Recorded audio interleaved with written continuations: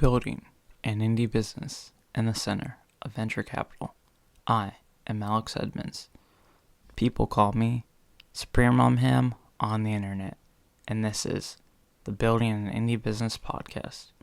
Alright, so today I wanted to talk about lead magnets, and I wanted to talk about just like what I'm thinking of in terms of the revenue research lead magnet. So I'm going to talk about the open podcast lead magnet, what the current lead magnet is for revenue research, some ideas I had, and that's about it. Okay, so let's get into it. For open podcast, the lead magnet for the book was the workflow document. And so the workflow document was supposed to be in the book, and I took it out because I didn't want to mention brands in the book without getting paid. So I thought, why not make it a lead magnet that people could pay for? Right.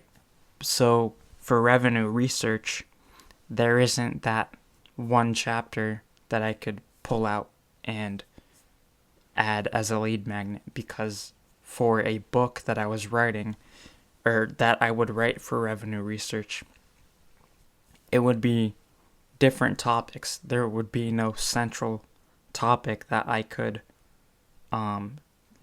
take out and add as a lead magnet. So I have to come up with other lead magnet ideas. So right now, for the revenue research lead magnet, it's a podcast.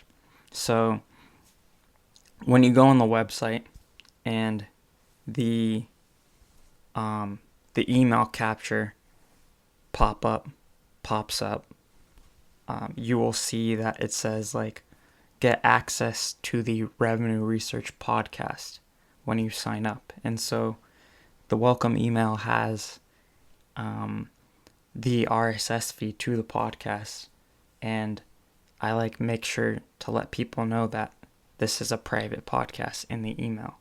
So yeah, I don't know if that will attract people to read the book, or if that attracts people to sign up for the email, but I know there will be other effective ideas to get people to sign up. So the ideas I have right now are, I take the highest search blog post based on monthly searches and make that a lead magnet. But I realize that this doesn't make sense because, first of all, it's too narrow. Let's say the top search post is how podcasts make money. Well, only the people interested in how podcasts make money will sign up for that. And also, if they're searching for it, that means they already have the information, right? Because it's on the thing already, the thing on the website, right? So how can I make that a lead magnet unless I have the title there, and then I delete all the content and I make the download button you have to sign up to get the thing, the content. Yeah, but then that's only certain people. If people are interested in video games, they might not sign up for that podcast lead magnet, right? So that's why it's too narrow. My next thing is, I saw this article about really long lists, and it just said people will Google or what pops up on Google is 10 ways to blah blah blah blah blah, and that 10 ways could be 10 ways companies generate revenue, right? So I could create that long list, 10 ways, 10 popular revenue generation models. And so I could offer that in every article instead of the podcast. Be like, find out how the 10 different models for generating revenue. Get the list when you sign up and create that. Right. And then people would search that up, like how to generate revenue, and my article or my lead magnet will show up. Correct? Yes, I agree. Another thing that I've noticed is that people make their content into PDFs and make it downloadable. So I can have like a button at the top that says download this content for every blog post. Blog post. And that's one way I could capture emails, create PDFs of each blog post. And that's pretty easy because all I would have to do is create the button, right? And then, no, I wouldn't create the button, right? I would send it to them for every post, right? So all I would have to do to create the PDF is download it on Google, right? Yeah. And then I looked up like lead magnets, like, oh, what are lead magnets that I could create?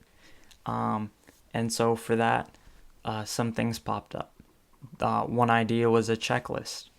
So people create checklists for as a lead magnet, and I could create this lead magnet about like how to generate revenue. And so I would create like a checklist for them to think of ideas to generate revenue. And so I could do, you have 3 options. You have B2B, B2C, and then like donations, things like that. And then I could outline ways to generate revenue, help them with that.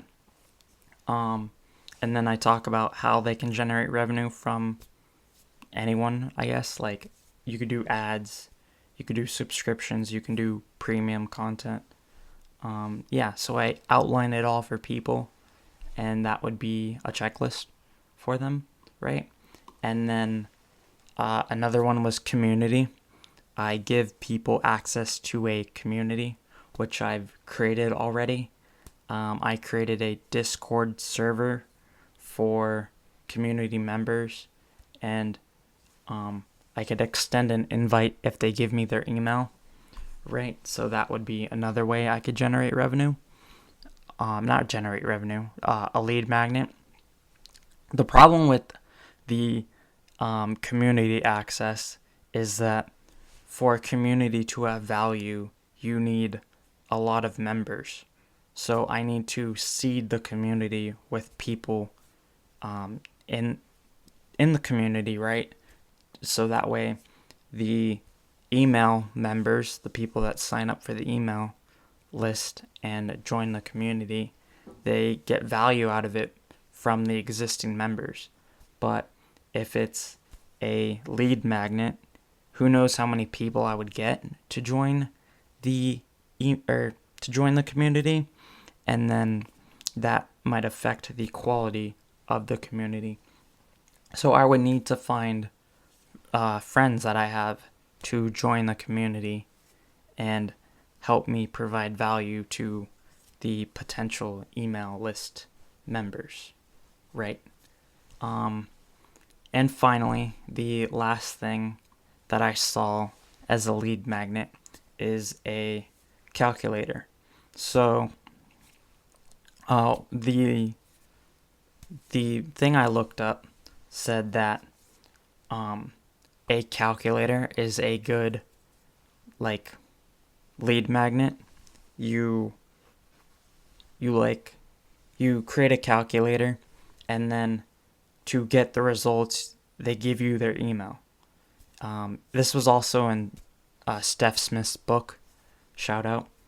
And so that's a lead magnet. That's a potential lead magnet that I could do, help people calculate revenue. And how I would do this is like have them put in their price, have them put how many customers they want to have, and then it'll do the math for them.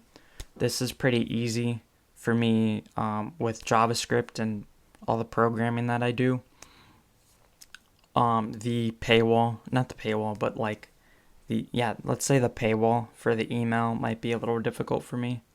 I have to figure out how to do that. That might not be too hard, actually, now that I think about it. So I looked up the monthly searches for this, and it's 6,600. So that's a decent amount. There's one company that just does calculators. They do different calculators. It's like the revenue calculator, the the gas calculator, things like that. So that's what I have from the article that I read. All right, and that's all I have for this episode. Thank you for listening. Have a nice day. Bye.